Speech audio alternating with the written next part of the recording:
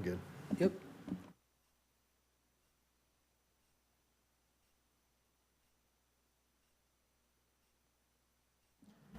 Yes.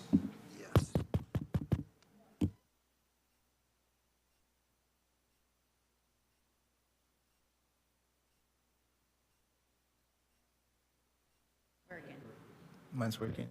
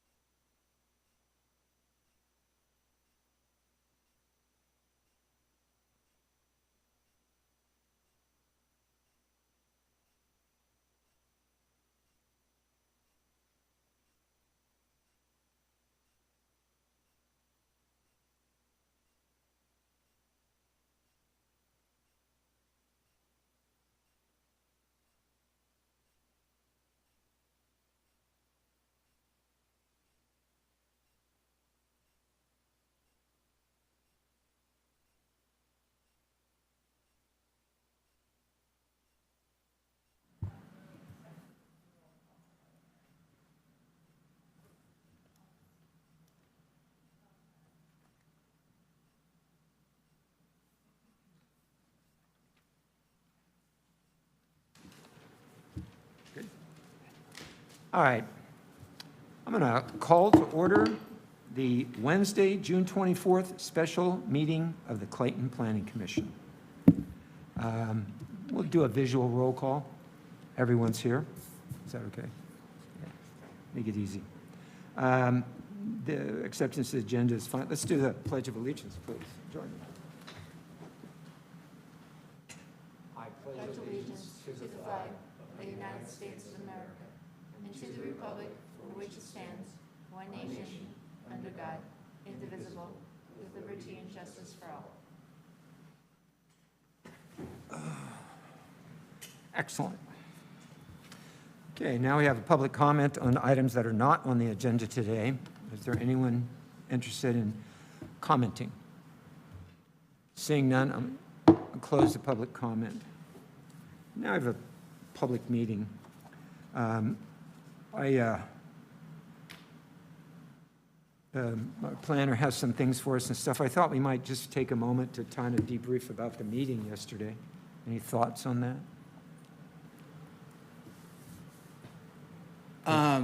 I think it was good experience and exposure to a highly passionate group of people that held very fervent opinions. I also think it was a good reminder of the scope and role of the Planning Commission in evaluating projects on the parameters and merit in which we're supposed to view it. And yeah, I think that I'll leave it at that.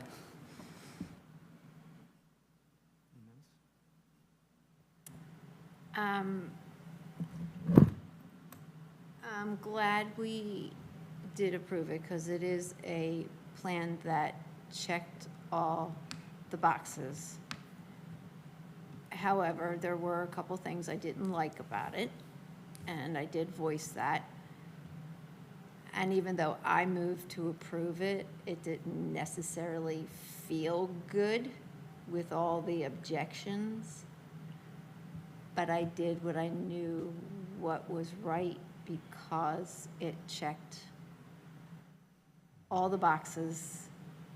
And legally, there wasn't a reason for us to say no.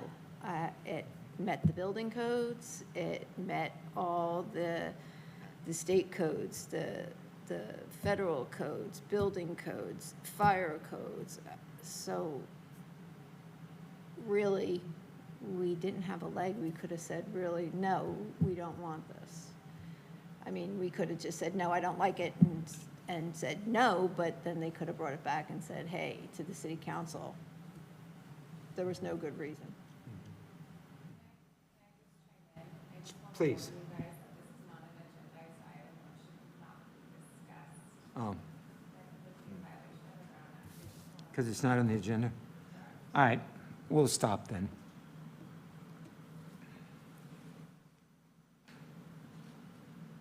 Okay, Craig?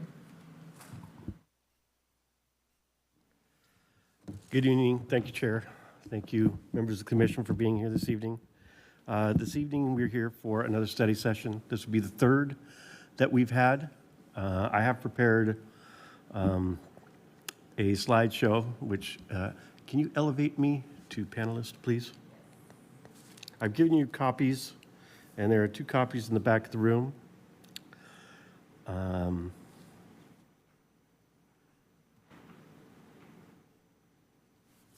Okay. Give me just a moment. I will bring that up.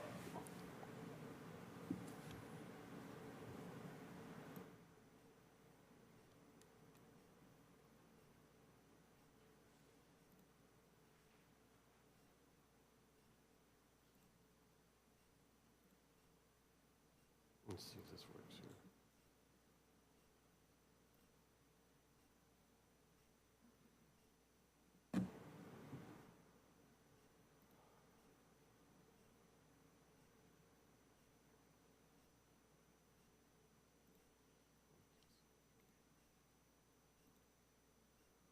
Okay.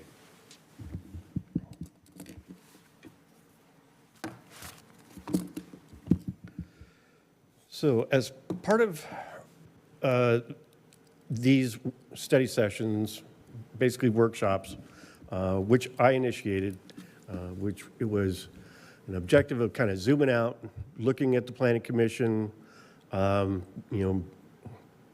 provide information, elements from the code, overview of the process, and then, an opportunity to kind of look at yourselves in relationship to your roles and responsibilities, and then provide guidance to me to how I can, improve that, or, enable you to do, set you up for success.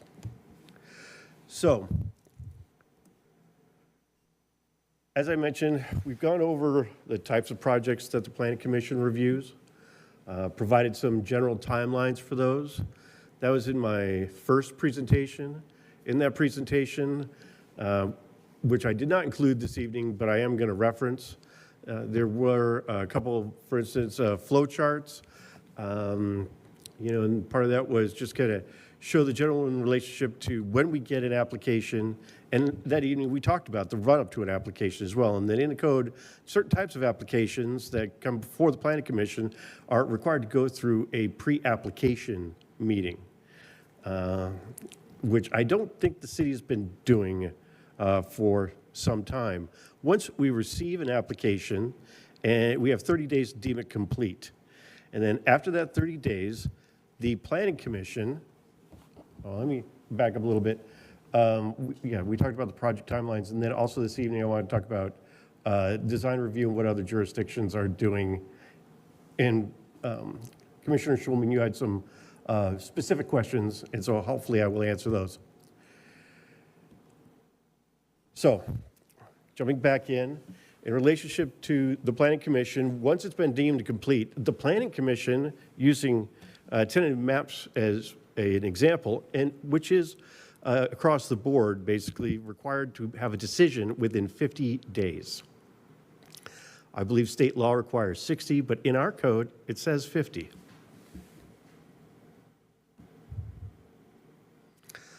So here's an overview. This is very straightforward, and this is, basically applies to all projects that are CEQA exempt. When you bring CEQA into it, it definitely changes the timeline. because oftentimes there's additional information or there are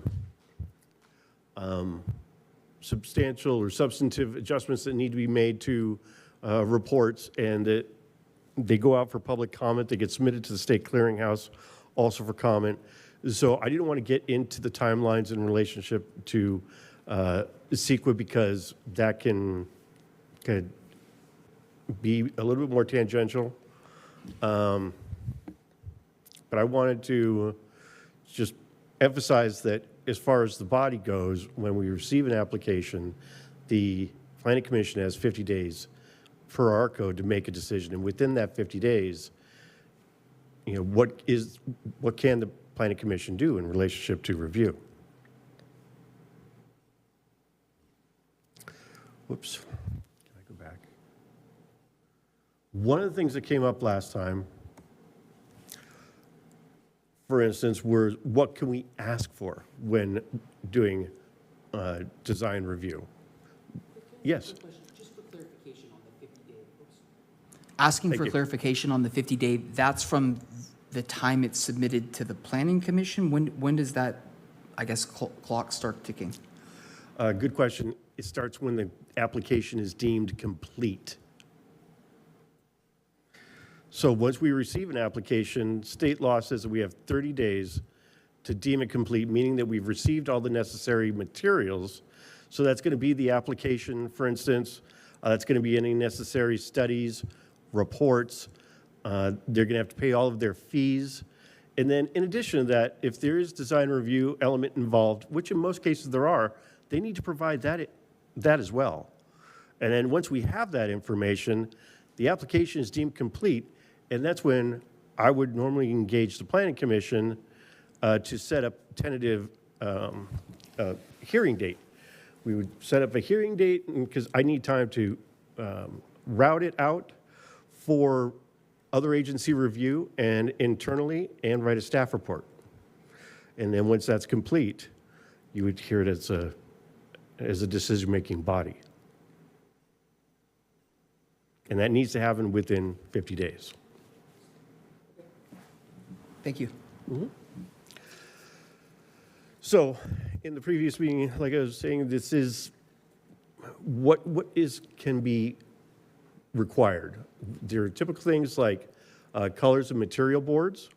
There's drawings. There's photographs for context.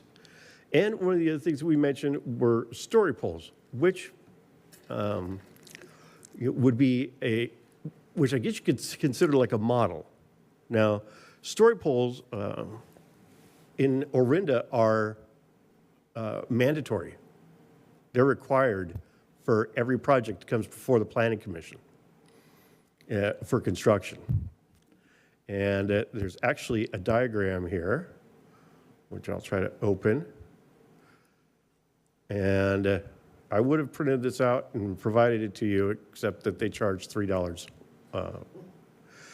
So it gives and they actually put this in their application. They note that story poles are required, and then they provide this informational handout. And what they provide is what the story pole site plan is, and the matrix, which I'll show you in just a moment, and then the installation. And when it is required, story poles must be installed at least 10 days prior to scheduled public hearing. If a public hearing is required, there's a picture of what one looks like. This per se would be like an addition onto a structure, so you could see the scale and the massing of the basically what it would look finished.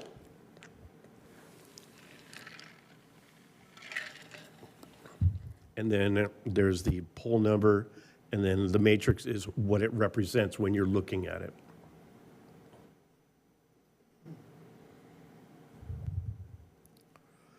So let's see if I can.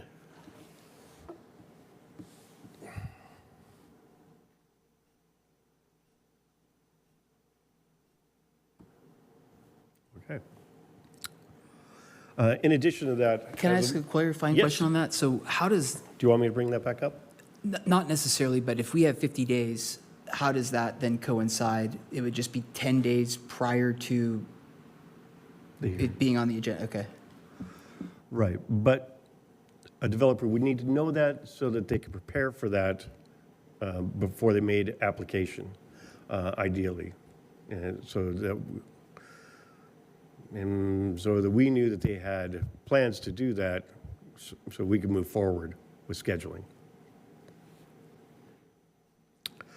I was just mentioning that also here, March 24th, 2026, this year, the Orinda Planning Commission recommended the council adopt citywide objective design standards.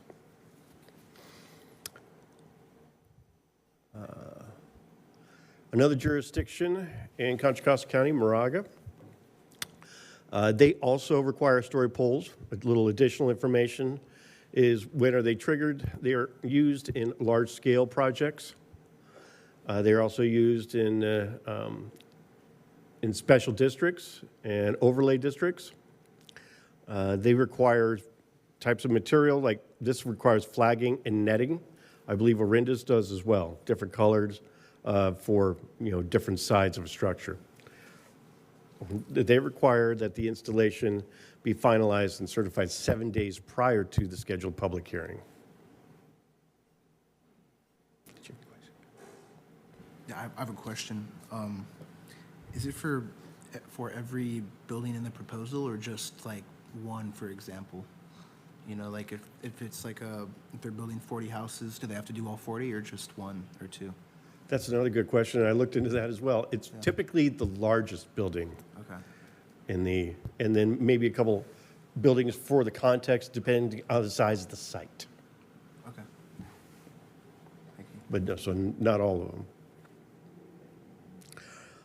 Moraga also utilizes photographic and scale simulations.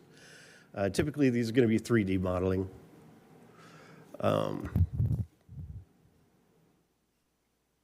And they require them from public vantage points.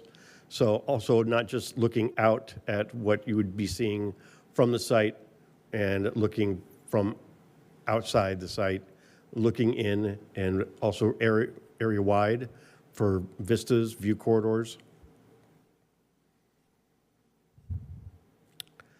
And then Lafayette, they also do story poles, and they are triggered with large-scale commercial developments, multifamily, and downtown projects.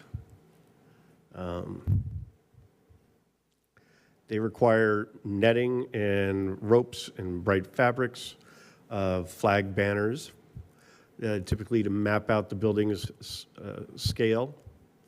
And then timing, installation must be finalized and certified at least 7 days prior to the meeting as well. And they also use scale models and 3D renderings, though apparently the scale models are, that's very rare now, probably more frequently, but with the advent of 3D modeling, that has become dominant means of representing projects at design review.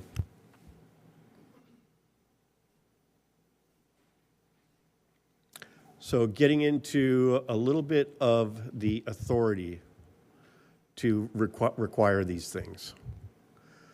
Now, the right to demand visuals, that is often in code. It's actually specifically written in code. Here's two examples, which is Moraga Municipal Code 872 and Hercules is Chapter 1342. Explicitly state that the reviewing body and planning commission has the authority to require architectural simulations, perspective drawings, or physical models to assess a project scale, volume, and harmony. Now, I didn't include Hercules. I just used the three, but it appears that most, if not everyone but us, is smaller jurisdictions in Contra Costa County do use story poles, can require a range of mediums to represent their project. So the authority that is derived from the state, so it's a devolution of authority. It comes from Government Code Section 65850. That basically is a police power that gives jurisdictions the right to review, discretionary review for proposals. And in doing so, design is a part of that, and the jurisdiction can choose how that is represented. Now, typically, it is in local municipal code. It lawfully dictates to the commission require the models in the polls to make findings. And then how it's executed, however, so the code is a little more general. It tries to leave room, but be specific as to a range of options. But then is how it's administered. That's typically written in policy. So there's typically, like in the policy, that story poles are required in a specific overlay zone, or in steep slopes, or for commercial development, or in, say, a historic downtown. Then would be appropriate applications. Otherwise, they use 3D modeling. And then in addition, they may also ask for the photographic renderings.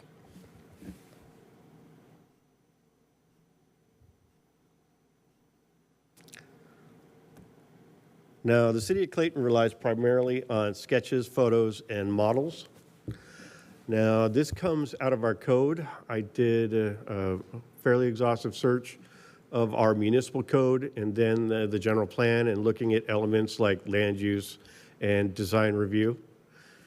And I actually have those here.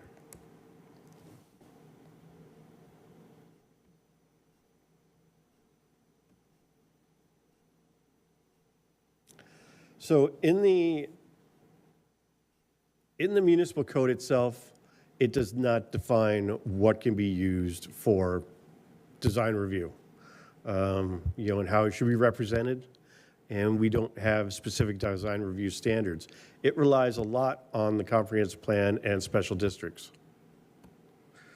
So the land use element has design as a goal and a policy, and that these goals and policies is what the community strives for. It says that we have the, that we should always be trying to improve those. And then I moved to community design. Now, our community design chapter also has some elements on design, but it also references urban design, and I cannot find a definition for urban design. And when I say design, it focuses primarily on these sections, which is, like, as far as commercial development and residential development, circulation, scenic routes, historic resources, the town center. Oops, I'm going to use this. I don't want anyone to get motion sickness, but as you can see, facilitates circulation within Clayton without encouraging through traffic. And then it provides policies and our objectives. And then it also refers to the town center. And so when I go to town center, that's when we start getting into the elements of what design review is and what is acceptable. And go up a little bit. I'm going to take this in turn.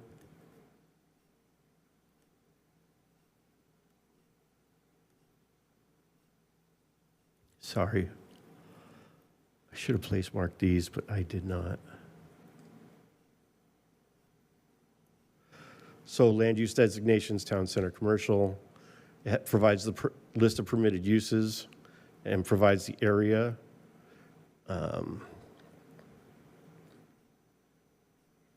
What uses are subject to the use of the permit. And I'm not going to focus on that.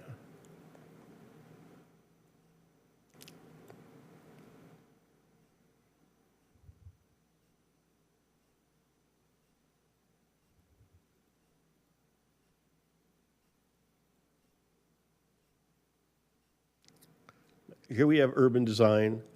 All developments proposals to the town center specific plan area are subject to discretionary review by the Planning Commission.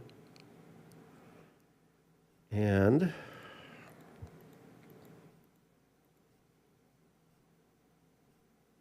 use the town center specific plan, including design guidelines for design review. It says that the guidelines are intended to be met and not ignored. The specific plan gives absolute authority to the Planning Commission and the City Council to approve or deny a building's design or proposed use based on whether the project or proposal meets these design guidelines. And the design guidelines are focused on the site analysis and the site analysis in relationship to the existing surroundings of the site and respect to neighboring properties, if there's any historic character or special attributes of the area, and then also views. These are all things that the Planning Commission, within your purview to basically scrutinize, to demonstrate all design review and the integrity. The general site design criteria, which I like, are develop compatible relationships, respect to the existing, and then provide transitions from one property to another and maintaining vistas. But then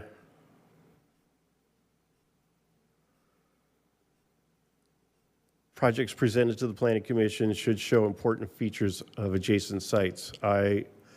Eye-level perspective sketches and proposed projects and its immediate neighbors as seen from the street and sidewalk and other public spaces. We do have some criteria for structures.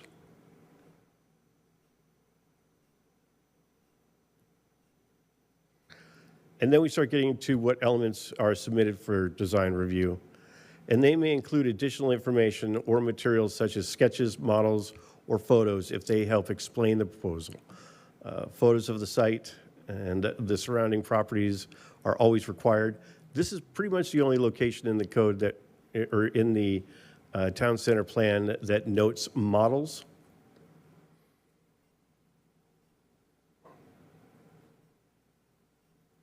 But that relies heavily on written descriptions. And provide color samples and color boards. And this section was apparently updated in 2007. I think the entire plan may have been updated in 2007. And so that gives you kind of an idea of what it is that the Planning Commission historically has relied upon. And so I guess that's kind of the direction. If that's where we want to go, that would be something we would need to write in the policy. We also need to strengthen with references in code.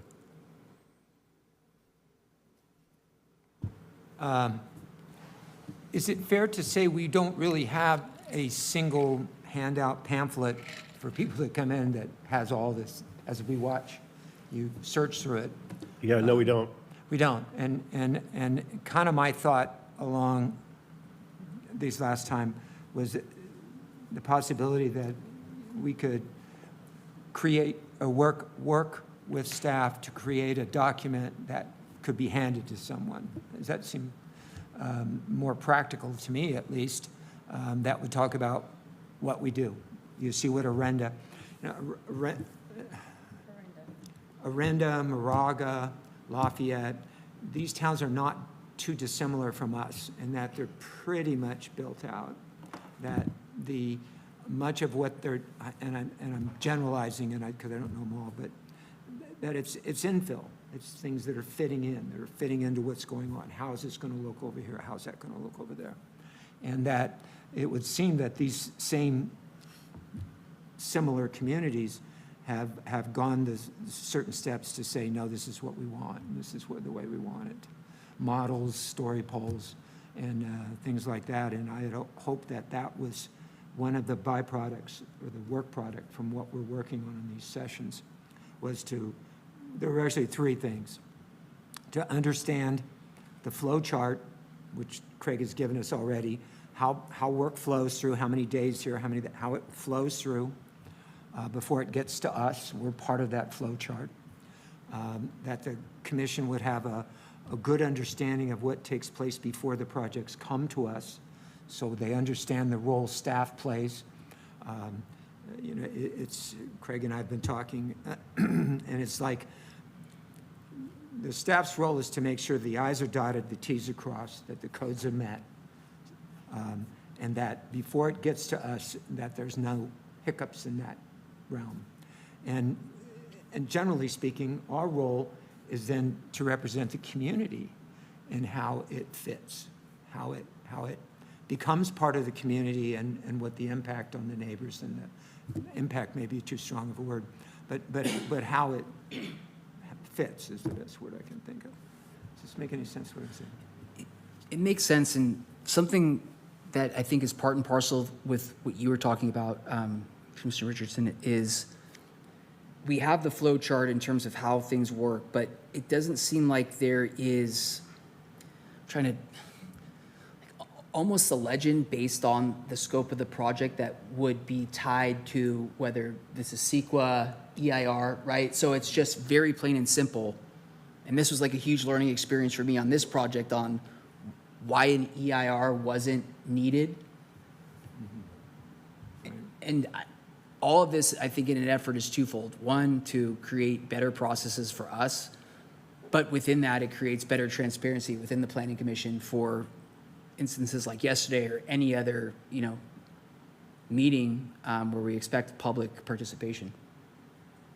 And that also goes along with, story polls, the netting, whatever it is. But back to my initial point, I know it'd be helpful for me or any new commissioner coming into this role. It's like, all right, here's the situation. Here's what the standard is relative to that. I think I'm in agreement with what you're saying, I think. Other comments?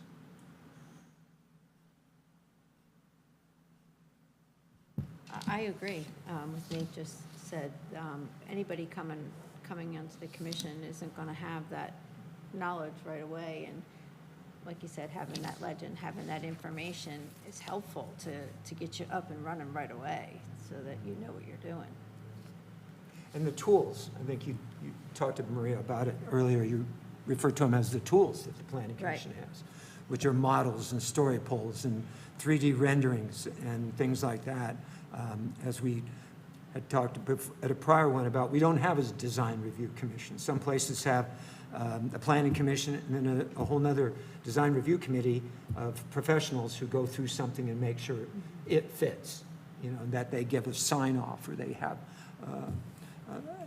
a role in the development to where it finally comes to the Planning Commission, who then says, the staff has dotted the i's, crossed the t's, the design people says, yes, the design sort of works.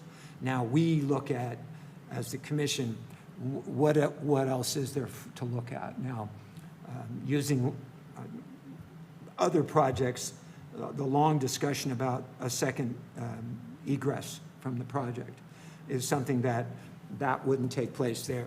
The code part of it took place there. The design review is going to talk about the buildings, but is that something similar to that where the commission goes, no, that's something that we really think is important? It may not be possible based on codes and stuff, but that we look at those to see how that works. That makes sense. I agree. So would it be helpful to you to have something more in a pamphlet form or something that could be handed out that's clear and relatively clear and concise? In regards to how projects flow through the workflow of planning review for Both for you citizens, for and then customers? also for us. I like what they show here. I'm sorry, I'm not trying to interrupt. Let me go back. Where, was it Renda? Hold on. What is this? The trigger models, these other jurisdictions talk about if it's this, story poles must be installed to deem the complete, required for planning commission projects. What Arenda says all, I don't know if the pleasure is to say all, but that those kinds of things are somehow put in a form where we know what the trigger is to say, yeah, this is big enough that we need to use these tools. We need these tools, we need those tools. I think that's an important distinction because you don't want to create all these barriers unnecessarily. There has to be some threshold for which I'm always hesitant to be like, this is the line of demarcation, and above this is this, and above, because there's gray area. But I still think at the same token, we could probably all agree that there's categorical things that would necessitate this versus others where it just is overkill. So it's, I guess really for us, it's that second part, the design review analysis that we're going to do, and what do we need to be able to clearly look at a project and understand the scope of the project. I think, as you're bringing that up, if we had story poles for that beast of a house, as you've called it, that would have helped. That would have put things into a better perspective if we had the story poles for that.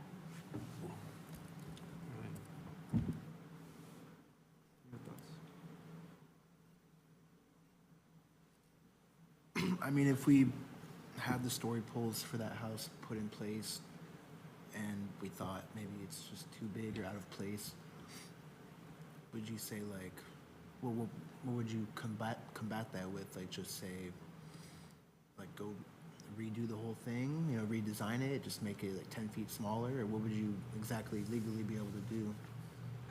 Besides, it's too big, I don't like it, you know what I mean?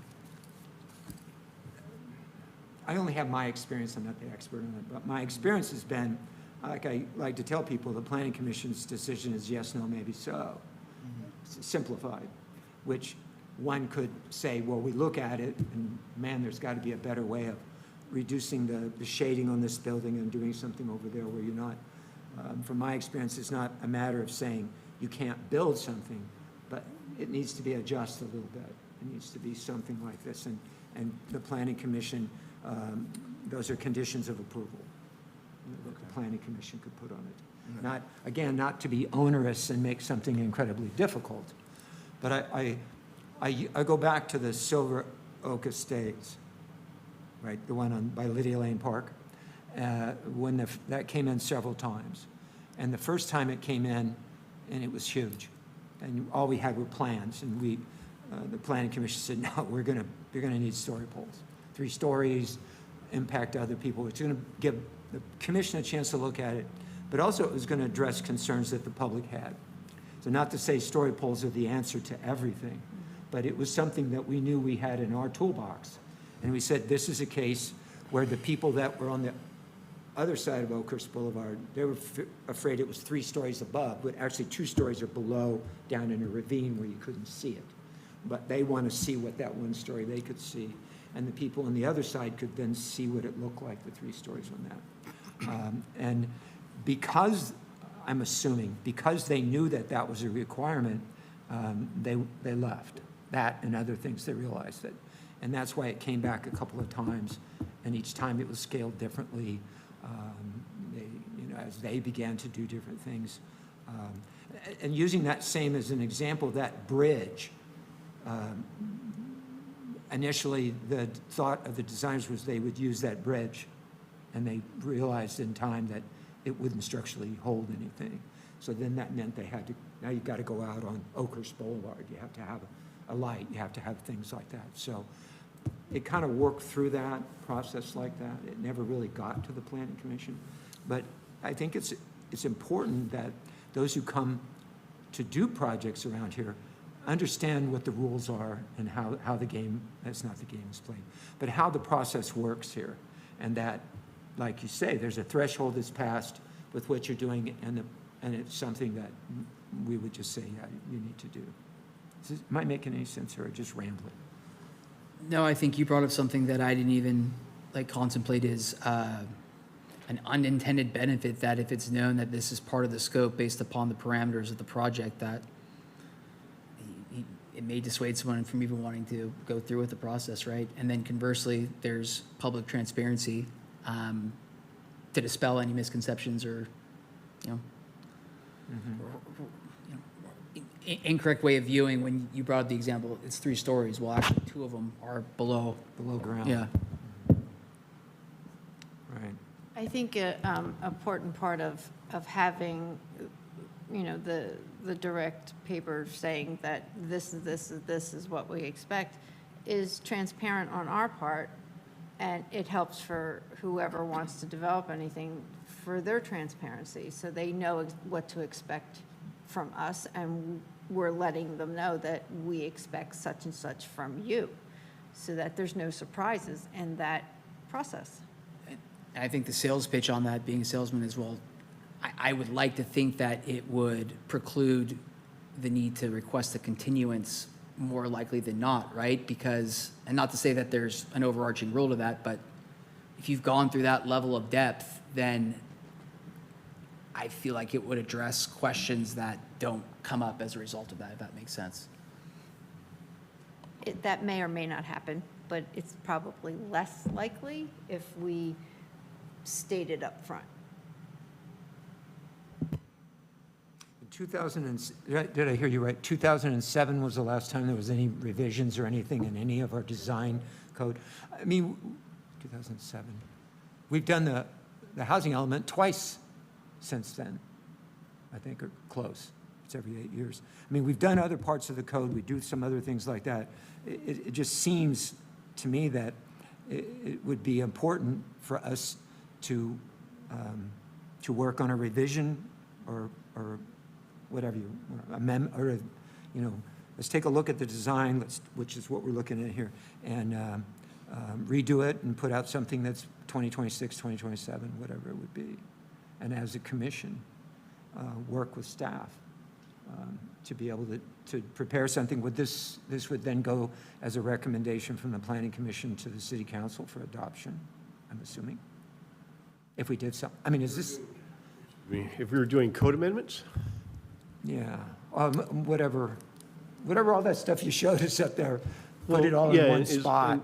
And with respect to what I was showing you, those were jurisdictions that probably at one point, the Planning Commission made a request of the, and probably specific requests of the City Council to amend the code, and then going through the code amendment process. Would do you see we would have that prepared and take to them, or go to them first? Yeah. Or go to them and say we're going to do it, or ask to do it, or? I think that I would confer with administrative staff to determine the best path. I think probably the most judicious would be to make the intent known before spending resources on it to determine if it's something that can realistically happen.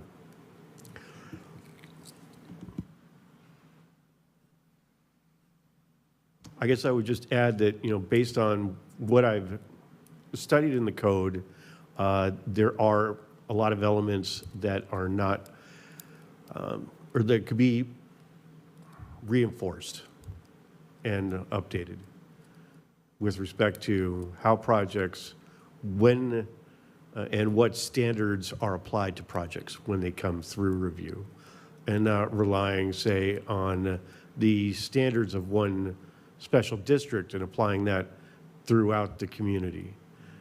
That's basically an extension.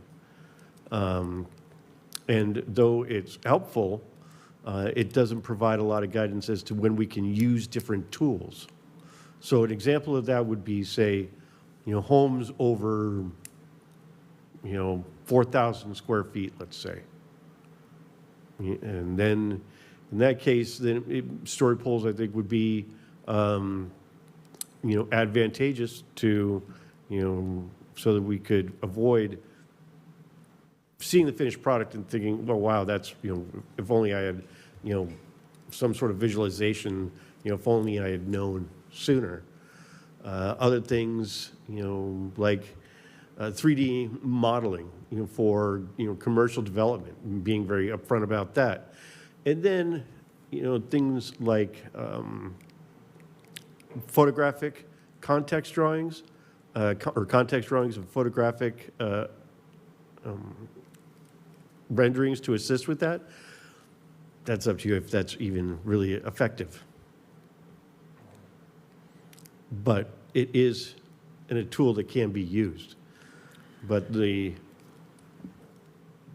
you know, bigger the tool, you know, the more expensive it is, and that probably should be provided to the any potential developers. And so that should be outlined in code.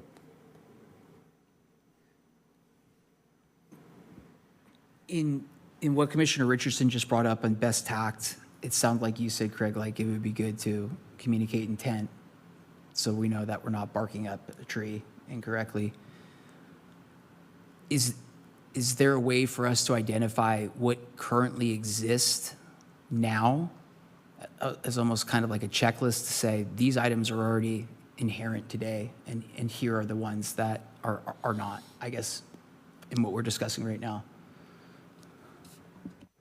I'm not aware of any checklist in relationship to what developers should provide for design review. The projects that I have seen, things like the architectural drawings that were provided with Silver Oaks and with Peacock Creek is very standard. You know, those, yeah, and they give you color renderings, you know, but whether those those colors are, they're facsimiles. They're not necessarily, they kind of give you an idea of what it looks like. 3D renderings would probably be, even more helpful. And as far as those things, we don't have any reference to those in our code.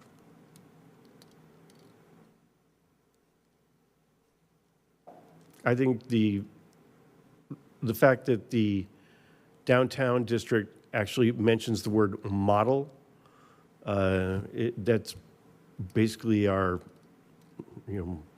hook for asking for anything like that now. I think that was the mindset, and you just helped me think about it a little bit more clearly, is where are those things that we can tap into that don't necessitate a change to the code? And the example you just brought up, there's the word model there, right? And I'm not saying, that's like the linchpin in this, but that is an example that just came up in what you just said conversationally, right? So Yes. that's what I'm trying to understand is what are areas that we can look to and what exists today that allow us to broaden our tool set with the language that's there and then identify what gaps that actually would require changes to the code and expressing that intent to the city council. Well, since our last meeting and I went down this path, that was one of my thoughts, and I thought it's one of the things I need to ask legal. So that's a question for legal in relationship to the types of tools in the toolbox. Can we ask for 3D modeling? Can we ask for story polls? I will ask legal that question. I just think that's low-hanging fruit for us to not have to go through something long and drawn out that, like I said, just gives us a broader tool set today. And then once that baseline's established, identify gaps or areas that would require language to be added to the code, and then probably legal rank ordering which ones are more complex versus not. So if I'm if I'm understanding, what we have is a downtown specific plan, for want of a better term, that is specific and talks about design and talks about things like that.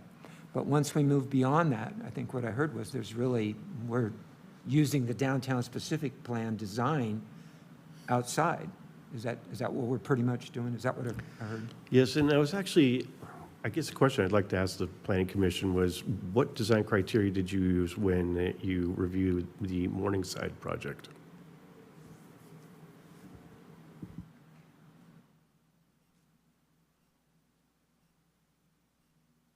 That would be the four of you. Your design parameters when you looked at it.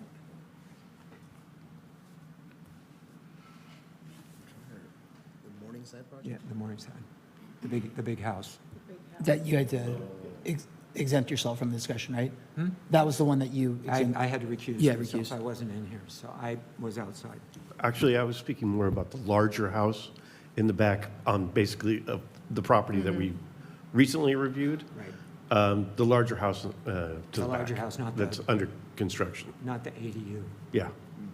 the big house, the 5,000 square foot house. Yeah, I can tell you what the ADU was, which basically just came right out of the zoning code and was limited to the specific ADU standards, which were to be similar to the existing because it's a subordinate to the primary use, and similar in roof pitch and in color and material.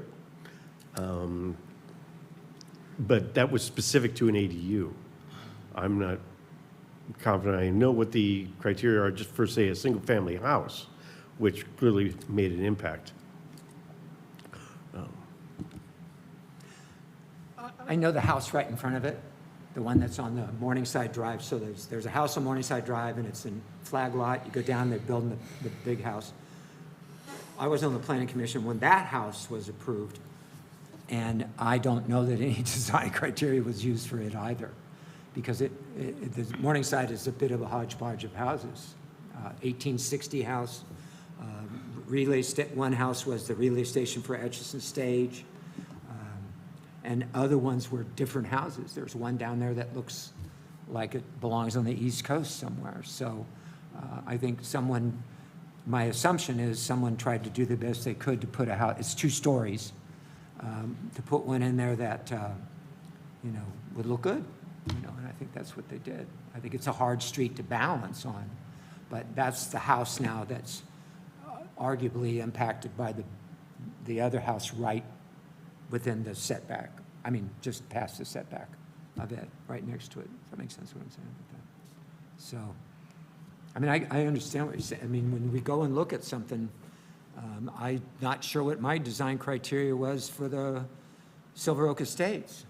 I didn't go in there thinking it had to look like this or it had to look like that. I just kind of looked at it, how it looked. Because it's kind of by itself, across the creek, everything, but to me, it looked, but I didn't have a set of criteria that I went through and looked at. I didn't. And I think for me, it's always helpful if I have a menu for what I'm doing. If I'm going to be cooking something, I need a menu, or at least a recipe or something to go through to be able to look at it. So I think this is sort of what my goal was, to start these discussions and have these discussions and to provide us with guidelines that you have something to hang your hat on when you're looking at these things. Of course, we need to make sure we go through administration and all the other things we do to do that. Is that making it clear on what we're trying to accomplish with these study sessions to you a little bit? Thoughts? And remind us what the goal was in relationship to the study sessions, which were also where I think that we kind of shared a goal, which was to provide good information to, potential development and for the public, so that it's forward-facing, easy to understand, provided steps with dates or with numbers of days for each phase of review. And I think that's easy enough that I can do that. I can provide that for you. And then the next part was getting into things that fall into the Planning Commission's purview, which is the design. Now, there's a lot of technical aspects of the design, and that's often what you'll get in the staff report. And then there are maybe more subjective elements of design, which are typically, in a lot of jurisdictions, laid out in code, as far as things like articulation, modulation, fenestration, and a lot of the details that you see. But the only district that we have that in is really the downtown district. And then, which is good, but then that district is not really clear about, how what tools you can use to assess that. And so that was the other part of my vision of these study sessions. Because really the design of any project anywhere in the city is probably one of the largest and most impactful things, elements of the review, and the Planning Commission that falls upon the Planning Commission. Because we are going to have things coming. I know there's the large piece of property downtown where we used story poles when the church owned it. Not the church still has their building, but I think the large piece is the cities again, isn't it? Yeah, the large piece is the cities. So there's a city-owned piece there. There's a couple other pieces, and I think in that downtown, that's why I talked about maybe it's time to update the downtown specific plan, but moreover to just to update our design criteria and how we do things and what those tools are. It was the downtown specific plan and the economic component of it that enabled us to ask that applicant, not only we asked the story poles, but we asked for the economic study too, at the same time, because they were building this large building in our, what it is considered our economic engine. And it was the result of that that came back where the commission was able to say, this huge development was going to provide little to none as far as economic engine. And yet it still would, it would put a demand on city resources, police and I don't know how much you don't maintain private property, but there's an impact. There's an impact to it coming in. And so that was important at that. Thoughts?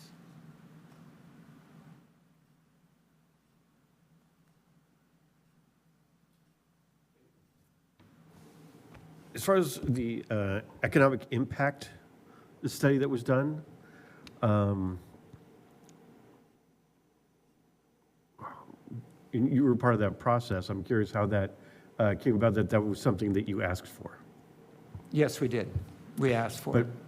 how was that, what was the, what precipitated that? Was that part of the application materials, or is that something you asked for later? I got to wind the memory tapes here. We were in the application, I think we're in the application phase, and it became obvious to us that they were going to build 35,000 square feet of stuff, or whatever it was. It was a big number, and it was going to go right here. And so the size and the volume, just looking at render, whatever, we just went, oh, I can't picture it there. It's a huge piece of property. And then the second thing was that we said, well, they were going to put a small religious bookstore in. That was going to be the only economic component of what the project was. And we had asked to at least have some analysis of what that meant, as far as an economic component. And it proved to be nominal at best. And so the downtown specific plan, as I recall, is a live-work environment. I think I've mentioned you before. It actually, we talked about paseos, really trying to bring businesses in. And the city had a couple of broader economic studies done on how they could draw businesses in, how they could get them to come to the downtown. As I recall, there may have been 2 over time. And the punchline on those studies was, we're just too far out here. That we weren't a destination, and that businesses in the downtown would rely heavily on the residential use. It would be our residents doing it. And the reason why in my mind, think it's, well, one, it's because it's probably dated by now with the bocce ball court and everything, but we do have more people downtown. We do have more things going on downtown. And maybe there's a way we can create some juice in the downtown by, I talked about that story where the city paid an architect to design a building and create the entitlement so that to get someone to come and take over what we had done. So we spent money to bring you what you saw, or what we saw, then what you would see as a project. And we also told that person we didn't like one side of the building. And that still was an attempt to try to get interest, to build interest in the downtown. And now we seem to have more interest downtown, and more things have happened since that. That's been some time. And it seems to me that that would be beneficial to revisit that. And as we revisit that, it's part and parcel with looking at what we look at when we design, and what are our design criteria as a community? What are we looking for? You know, the sidewalks in the downtown specific plan are concrete that's tan and stamped with wood to look like wood planks. So that's kind of what I mean about when someone says, when we come into the downtown, we want it to look like this. There was an idea that it would look like our heritage. The dental office was built to replicate a building that looked exactly like it. That was in the downtown. In fact, there was a hope that it could be dismantled and reused in some way, and it couldn't because the wood was too old, but they built that to look like the other one. The library, this building we're in right here, is modeled after the Keller Barn, which was over by City Hall. It got moved a couple times. It was over by City Hall with some other buildings. So there has been an effort over the years to carry forth this type of mid to late 1800s, you know, California local, what it looked like and stuff. And I mean, again, there's nothing I have never seen where someone says that everything must look like this. But I think there's efforts with each one. But it just seems to me if we had something that developers could look at and say, yeah, I want to do something here. Oh, they want it to look like this. Or it has to kind of look like that. And then if it's going to cross these different thresholds, then the staff is going to ask for certain things that's already in there about what they look for, but also the planning commission is going to want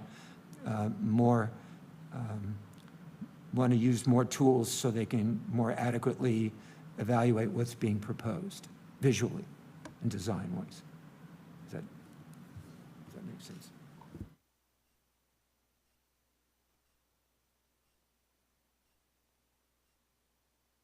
How do we get where we want? If that's where we want to go, how do we get there? Well, I think I'll start with legal to identify the gaps between what we have in our code and you know, what is necessary to put on an application checklist.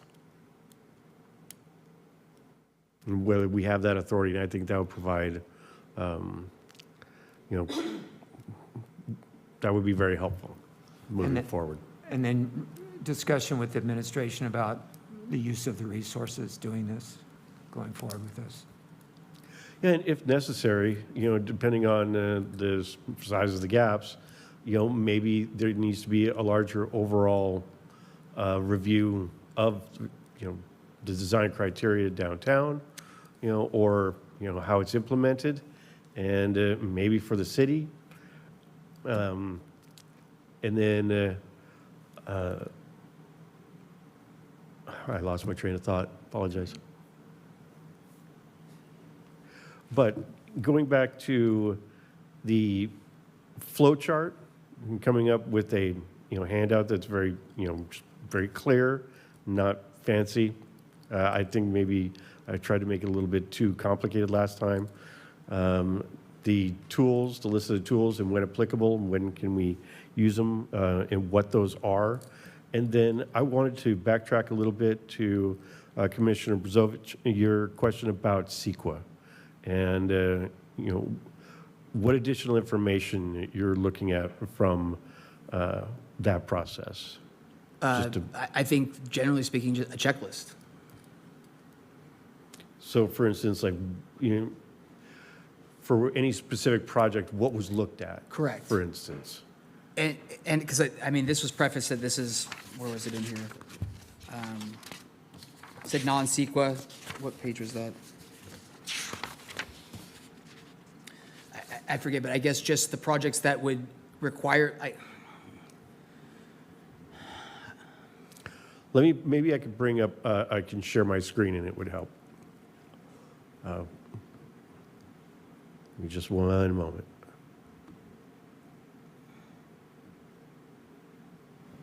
Commissioner Brusovich, if you go on to the Institute for Local Government, they have updates for CEQA on there, which gives you a good idea of what you should be looking at.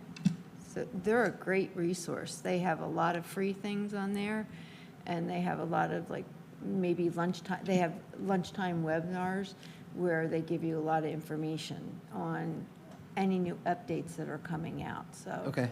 I know you've Fire, recommended see- that in the communication section, and I haven't taken it up as much as I should. Yeah, I Um, mean, they have a lot of updates on things that come out. I just got something today, I haven't read it yet, but they have a lot of things that come out, and CEQA was one of them that they did. So there's a new update on there, so. I have an early plane flight tomorrow, and it will be some good reading time on the downtime. But I do apologize to the commissioners and staff. I have a prior commitment I need to head out to, so I'm going to exit. But I appreciate, again, the working session. Thank you. And I think next time you get an opportunity to look at the previous slides from the PowerPoint, I think this may be what you're referring to. So if you can just go ahead and take a look at that, and then you can call me if you have questions. I will take you up on that. Thank you, Craig. Yep.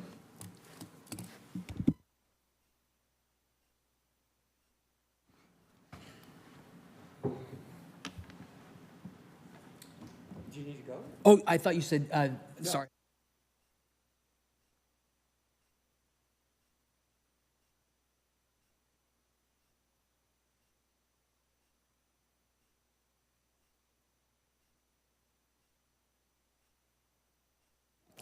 So I guess from this point, the direction is for myself, anyway, to finalize a workflow chart with days for each phase of review, and then also get answers from legal in regards to questions about the gap between what we can, what tools are available for us and what we can ask for, and when we can ask for it. And I guess that, just that, talk to the administration about the use of resources to do that. Yes. The review Make sure I and write that down. update of our design criteria, whatever exists in the code now, put it, update it, put it in one spot, create a handout, or, those kinds of things.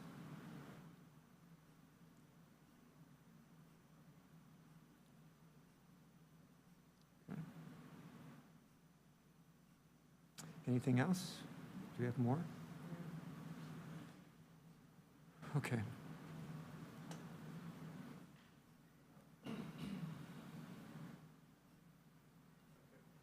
I think, unless there's, we'll go on now to communication. Any communication?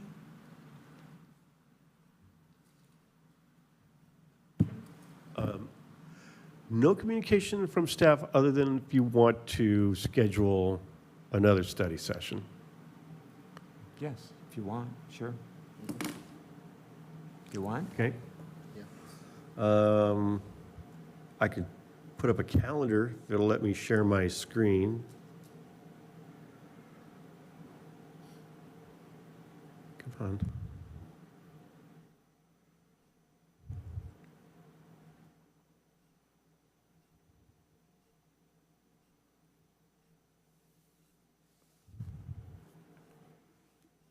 It's not a great calendar, but I am sharing.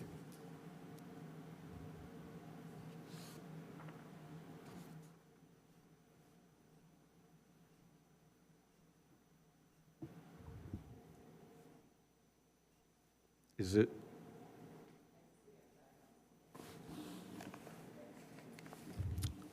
Okay, well, remaining in this month, today is the 23rd, so, or I'm sorry, the 24th. Yeah, so there's the 29th, 30th, that's next Monday and Tuesday. Do we have, is there, there's no council, there's no, yeah, so next Tuesday, which would be another special day, that, and I'd have to check to make sure this room was available, but that's before the end of the month. I mean, that would be something that, and I think I could get legal to answer the question.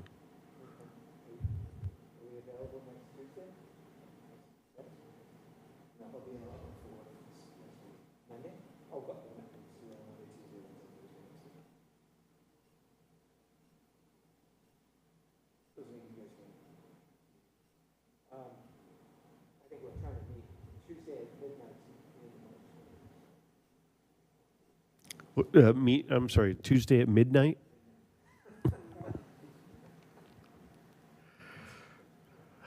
I'm pretty sure he's joking.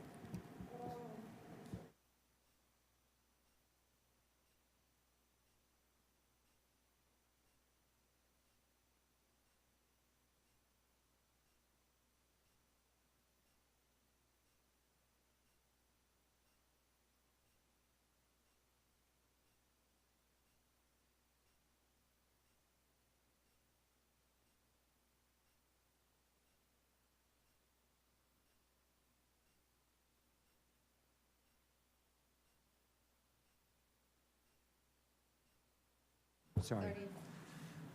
We have penciled in here the Yep. 30th. Do we need to continue this to that, or just do Yes. it? All right, Continue to a date certain, June 30th, 7 o'clock in Hoyer Hall. okay. Then we're going to, I say continue, right? We're going to continue, say continue. Adjourn to June 30th, 7 o'clock, Hoyer Hall. Is that good? Okay, all right? Great. If there's no other, we're going to adjourn. It's 8:14. Thank you. Thank you. Thank you all.